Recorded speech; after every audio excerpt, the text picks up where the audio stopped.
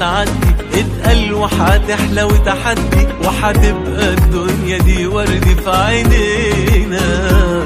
الأزمة دي بجد ورتنا في حاجات كانت بره حساباتنا، قربنا من بعضنا ببيتنا ودعينا.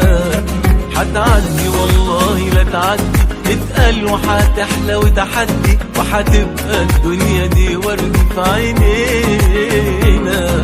الأزمة دي بجد ورتنا في حاجات كانت بره حساباتنا، قربنا من بعضنا ببيتنا ودعينا.